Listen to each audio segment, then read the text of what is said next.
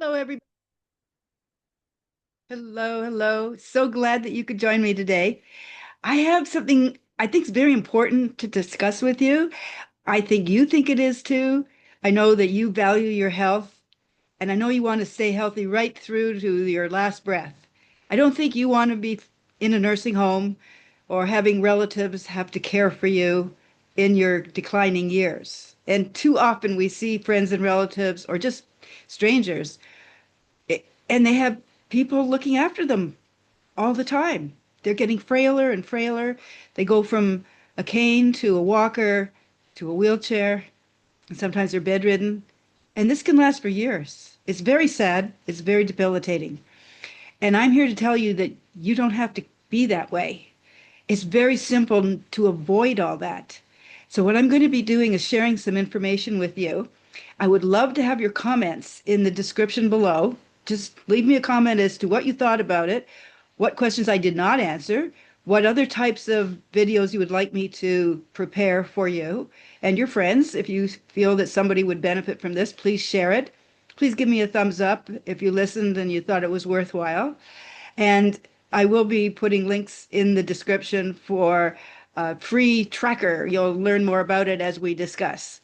So I'm going to pull up my information here so that we can talk about the very important subject about how to stay out of a nursing home when you are 60. And it is so important to do that, as I'm sure you know, because we just want to be healthy. Health is wealth. It's the old saying. So the shocking truth about this is that people think the reason why they go into a care home is because they are losing their memory or maybe they've had a disease of some kind. But that's not why most people are in a nursing home or a rehab center. It's because they've lost their mobility. What? That sounds so, that doesn't sound right, does it? But it is true. And that can be changed today. So I want to welcome you. As you can see from my picture here, I graduated as a registered nurse. So it's in black and white. So that tells you how long ago that was. I'm age 77. So I actually graduated in 1969 from the Toronto East General Hospital in Toronto. I was in the 3-year program, lived in residence next to the hospital, and worked in the hospital each day and took classes and then graduated from the University of Toronto in 1969. And the other part of me is how I look today or recently with shorter hair. But you know what? It's still the same me. I am now a healthy longevity coach. After I left nursing, I went into financial services. So I've helped people with their financial life and their physical life to stay healthy and to stay that way. As I said, I'm 77. I feel like I'm 27.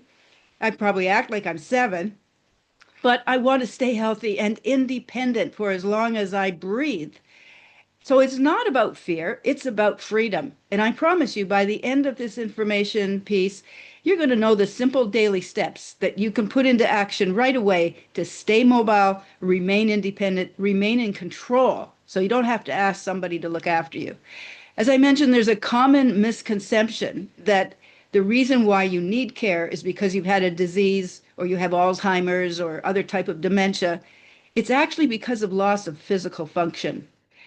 The statistics are that it's even more than 60% of people that go into a long-term care facility is because they are frail.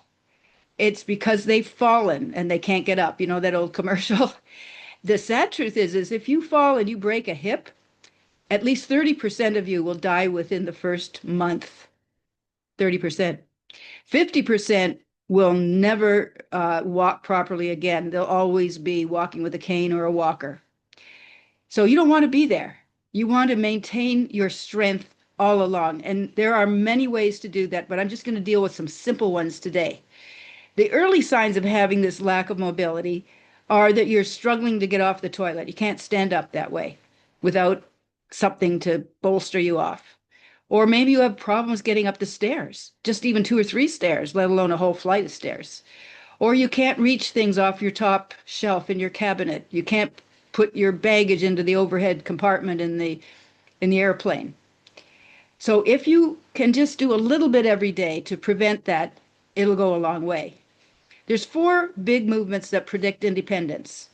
Some people say, well, it's grip strength. Grip strength is an indicator of your overall physical fitness, but these are the four things that every doctor will check with you. First of all, can you get up off the chair by yourself without using hands? Just try it now. Stand up off your chair without using your hands. Seems pretty simple for most people when they're younger, but as they get older, you start seeing them struggling to get out of the chair. How about walking quickly? Pretend you're late for an appointment. You've got to get there. You're late. So you walk. That's not even briskly. You're walking. You've got to get there. Try that for 5 minutes. Can you do that confidently? And as I mentioned, can you reach something from the overhead compartment? Can you lift a bag up? Can you bring that jar of pickles? And as far as balance goes, now I ride a bicycle every day, and that requires balance. But a simpler way to test your balance is just stand on one leg for 10 seconds. And if you want to make it really challenging, do it with your eyes closed. Now, here are the simple exercises that you can do. And I have a free downloadable with a link in the description that you can use as a tracker to do these on a daily basis. So sit to stands, it's called. So you sit up, you sit up in your chair, then you stand up, then you sit down. Then you stand up, and then you sit down. You do this 10 times. And then you march in place. Pretend you are late for that appointment, but just march in place just for 20 seconds.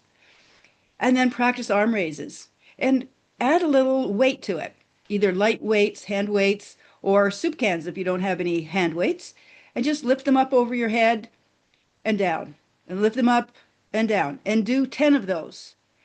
And for the balance, as I mentioned, just stand on one foot for 10 seconds and then do the other leg. And if you want to make it challenging, do it with your eyes closed. Fit it into a daily routine like brushing your teeth or making your coffee, something that you do every day, and it triggers you. When you start waiting for the coffee to go, you immediately launch into this. You put your tracker on your fridge door, or you put it on your bathroom mirror. So while you're brushing your teeth, you're doing this. You're standing on one leg, then you're standing on the other leg. Then you're marching in place. And then you do your sit stands. So try that. But focus on being consistent. Do it every day. The consistency is more important than the intensity. Aim for progress, not for perfection.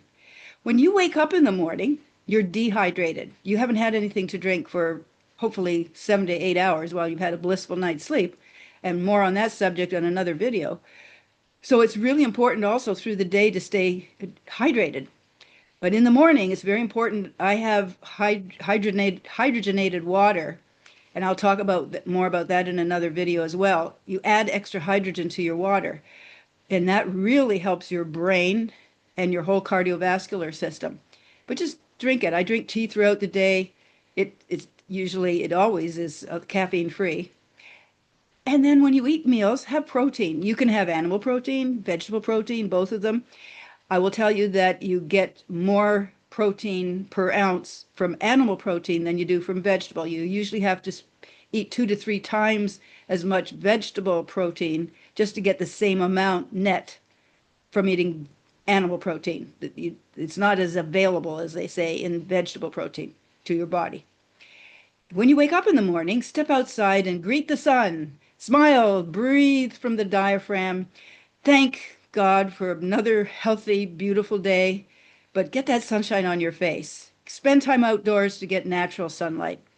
And say hi to people. Just hi. That could make a difference in their day. Or maybe compliment them. Gee, you look really great this morning. It's so nice to see you. You've made my day saying hello to me. Things like that can change a person's life. But it can also change your life and put you in the right mood, because if you keep a positive mindset towards health, your body wants to work with you. You tell your brain, and your brain does what you want it. That's how it works. You're in charge of you.